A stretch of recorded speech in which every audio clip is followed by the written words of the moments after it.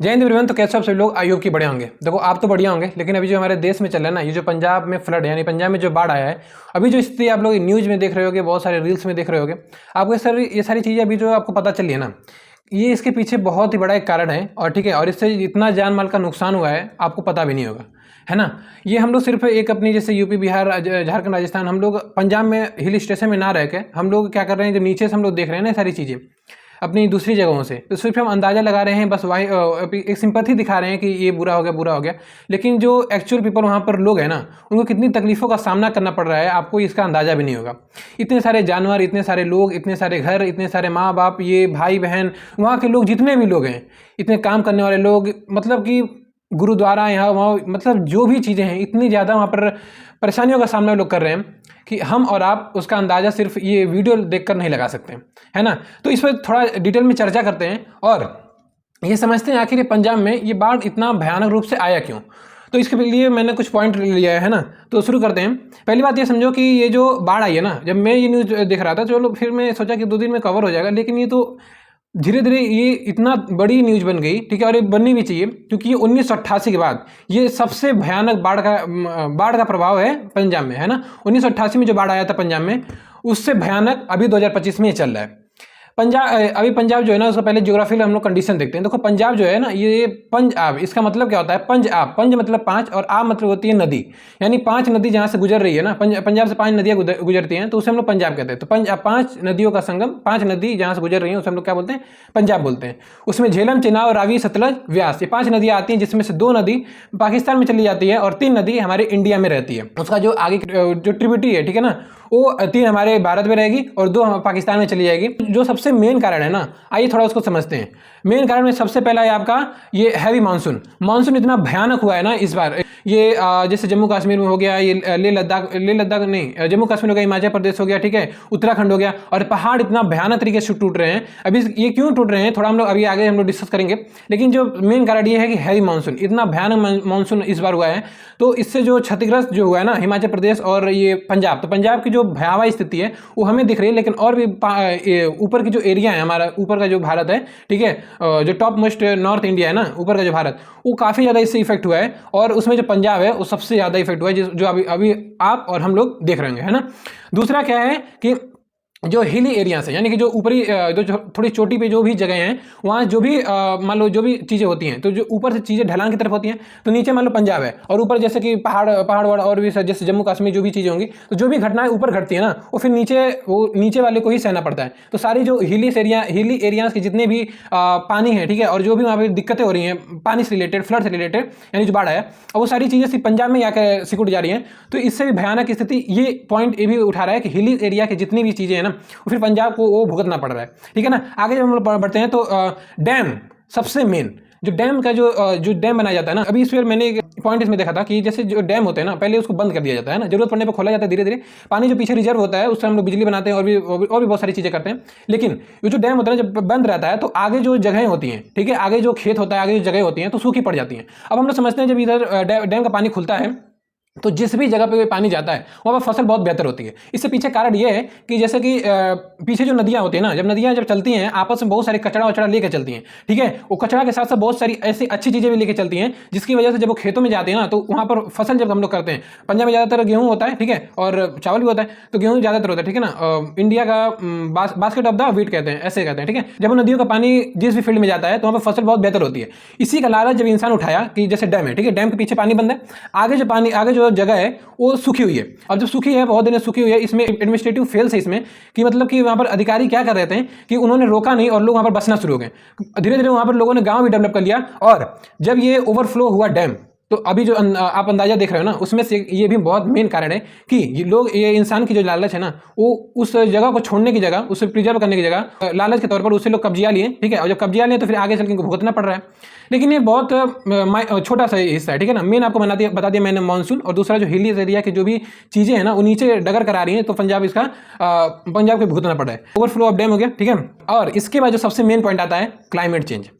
पहली बात ये समझो ना, क्लाइमेट चेंज थोड़ा सा हम लोग इन डेप्थ में देखते हैं, क्योंकि बहुत मेन कारण है, ठीक है। क्लाइमेट चेंज मतलब ये हो गया कि जब हम लोग क्लाइमेट से छेड़छाड़ करने लगते हैं तो एक शुद्ध भाषा में बोला जाता है climate change.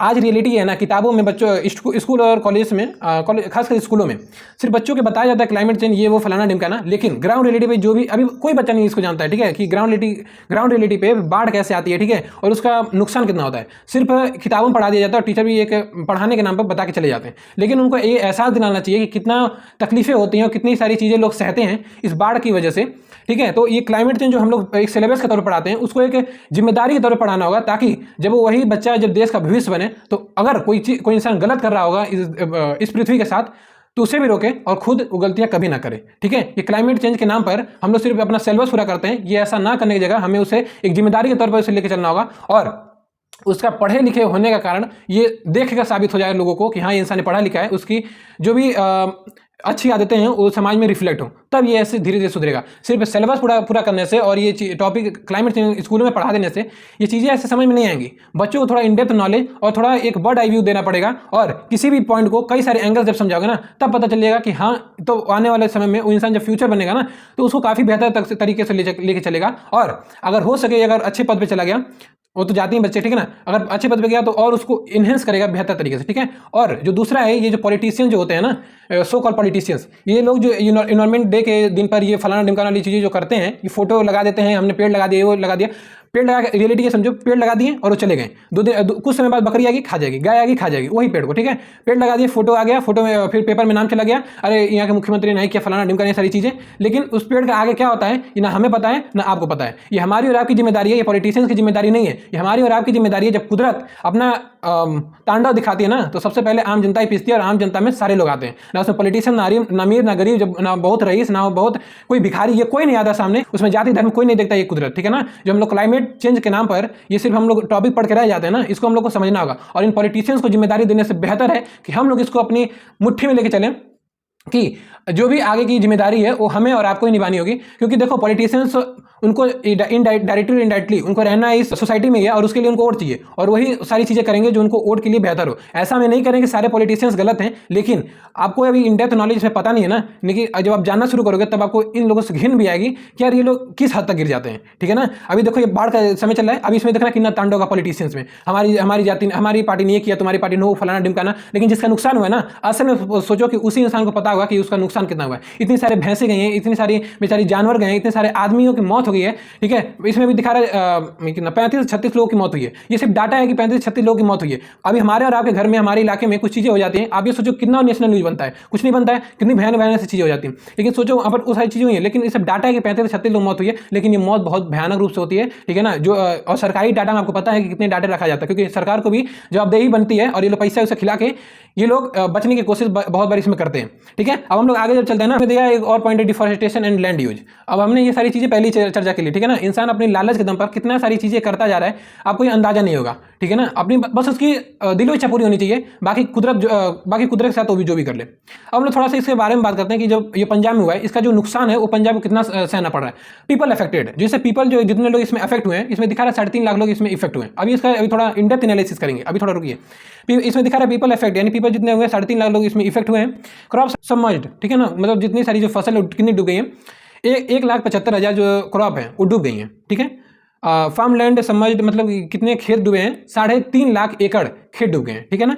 Crop value 50,000 crore की जो क्रॉप वैल्यू है एमएसपी के हिसाब से 50 करोड़ की वैल्यू की क्रॉप जो है वो डूब गई है। इंडस्ट्रियल यूजेज जिसमें कि बहुत सारी चीज़ें, ये मशीनरी हो गई, इंफ्रास्ट्रक्चर हो गया, स्टॉक हो गया, इसमें दिखा रहा 30,000 करोड़ का नुकसान हुआ है। अब मेन बात ये समझो, ये जितनी सारी डाटा है ना, ये सारी डाटा सिर्फ डाटा है, ठीक है। रियलिटी कुछ और होती है, ग्राउंड रियलिटी जब आप उतरोगे ना तो बहुत सारी ऐसी चीज़ें आपको दिखने मिलेंगी कि आपके होश उड़ जाएंगे। ये डाटा सिर्फ बहुत कंसाइज वे में दिया जाता है, क्योंकि अपनी बातें रखेगी सरकार, तो उसमें उसको दिखाना पड़ेगा कि हाँ इतना नुकसान हुआ, तो जितना नुकसान वो लोग कम दिखाएंगे तो उतना उनके लिए फायदा होगा। लेकिन जब ग्राउंड रियलिटी पर उतरते हो ना आप, तो तब पता चलता है कि कितनी सारी चीज़ें हुई हैं और हमें इस रिपोर्ट में कितनी सारी चीज़ें दिखाई जा रही हैं, ठीक है। जो रिपोर्ट में दिखाई जाती है ना, उसका कई गुना ज़्यादा नुकसान वहाँ पर हुआ रहता है। अब हम लोग बात करते हैं इसमें जो सबसे मेन लोग होते हैं। पहली बात, जहाँ सारी उम्मीदें बंद हो जाती है ना, अभी आप देखना इंडियन आर्मी, एनडीआरएफ, ठीक है, एनडीआरएफ, इंडियन आर्मी, पुलिस, और सबसे बेहतर, और मतलब कि इसमें भी सबसे जो बेहतरीन लोगों ने अपना योगदान दिया पंजाब के लोग। पंजाब के खुद वो लोग, ठीक है ना। हालांकि इसमें आर्मी, एनडीआरएफ, पुलिस, जितने भी लोग वहाँ पे अपनी सेवाएं दे रहे हैं, सर्विस दे रहे हैं ना, जितने भी लोग मदद कर रहे हैं, उनको यार दिल से सैल्यूट। लेकिन जो सबसे वहाँ के सबसे खास लोग पंजाब, वो लोग पंजाब को छोड़ने के बजाय वहाँ पे जितने भी लोग दुख की घड़ी में हैं, उनको वो लोग पनाह दे रहे हैं, उनकी वो लोग मदद कर रहे हैं यार। इनके लिए दिल से सैल्यूट यार। और जहाँ पर सारे लोगों ने उम्मीद छोड़ दी, वहाँ पर इंडियन आर्मी हमेशा खड़ी रहती है। इंडियन आर्मी के तरफ से जितना भी चीज़ें हो सकती है, इंडियन आर्मी अपनी लास्ट सांसों तक वो चीज़ें अपनी निभाती हैं, अपनी जिम्मेदारियों को निभाती हैं। आप किसी भी जवान को ये नहीं कह सकते कि अपनी रिस्पॉन्सिबिलिटी से इंसान ने कदम अपना पीछे कर लिया, ऐसा आप कभी नहीं सुनोगे और ना सुनोगे फ्यूचर में, ना कभी हुआ था, ना हुआ है, ना होगा। इंडियन आर्मी जब सारी उम्मीदें बंद हो जाती हैं, एक उम्मीद हमेशा कायम रहती है और वो है इंडियन आर्मी। और दिल से शुक्रिया उन सारे लोगों को जो पंजाब में हैं, ठीक है, जो सभी लोग की मदद कर रहे हैं यार। आप लोग अब क्या बोले, वाहेगुरु की खालसा, वाहेगुरु की फतेह। ये जो दुख की घड़ी है, जितना जल्दी हो वो चीज़ें समाप्त हो जाए। और थैंक यू आप लोगों ने इतना कुछ सुना, ठीक है। और अगर आपको इससे मैंने जो कुछ भी अपनी रिसर्च की थी और जो कुछ भी मेरे पास थोड़ी मोड़ी नॉलेज थी, उस पर मैंने ये सारी चीज़ें बताई आपको। हालांकि अगर आप लोग पंजाब से हो या फिर आपको इससे भी ज़्यादा और अगर चीज़ें पता हैं तो कमेंट में आप इसमें डिस्कस कर सकते हो और जो बेहतर सजेशन है वो भी दे सकते हो। तो इसी के साथ इंडियन आर्मी को और पंजाब के लोगों को, एनडीआरएफ की टीम को, वहाँ की एडमिनिस्ट्रेटिव फैसिलिटीज़ को, गवर्नमेंट को बहुत बहुत दिल से धन्यवाद। मैं सिर्फ गवर्नमेंट को इसलिए अप्रोच किया था क्योंकि अभी देखना, अभी पॉलिटिक्स इसमें बहुत भयानक होगी। अभी कुछ समय बीतने दो, अभी जैसे ही मामला शांत होगा ना, पॉलिटिक्स इसमें एकदम पीक लेवल तक जाएगी। लेकिन कभी यार सोचना कि जिन लोगों ने वहाँ पर अपने लोगों को गवाया, अपनी चीज़ों को गवाया, अपने जानवरों को गवाया, ठीक है, अपनी ज़मीन, अपनी जितनी भी सारी चीज़ें उसको गवाया, क्या उसकी भरपाई हम कभी कर पाएंगे? और उसके दम पर अगर हम लोग पॉलिटिक्स ये फलाना ढिमकाना वाली चीज़ें करें, क्या वो कभी सही है? ठीक है, ये आप बैठ के सोचना कभी क्या आप सोचो, फिर पता चलेगा क्या सही है या फिर नहीं। जवाब है सिंपल सा है, बिल्कुल सही नहीं है। लेकिन कुछ नेताएं जो होते हैं ना, अब क्या बोले, छोड़ जाने दो, ठीक है। लेकिन अपार्ट फ्रॉम दिस बहुत सारे अच्छे नेता भी हैं और बहुत सारे ऐसे लोग नेता भी हैं जिनकी वजह से सारे लोग को सुनना पड़ता है। खैर, आगे बढ़ते हैं और बहुत बहुत धन्यवाद यहाँ तक सुनने के लिए। और सभी लोग को, जितने भी लोग यहाँ पर मदद कर रहे हैं, जितने भी लोग हैं, दिल से धन्यवाद आप सभी लोग का। और दिल से जय हिंद। और दुआ करेंगे, वाहेगुरु से यही कामना करेंगे कि जल्दी जल्दी ये दुख की घड़ी खत्म हो और सारी चीज़ें अपनी पटरी पर जैसे पहले थी वैसे आ जाए। जय हिंद एवरीवन।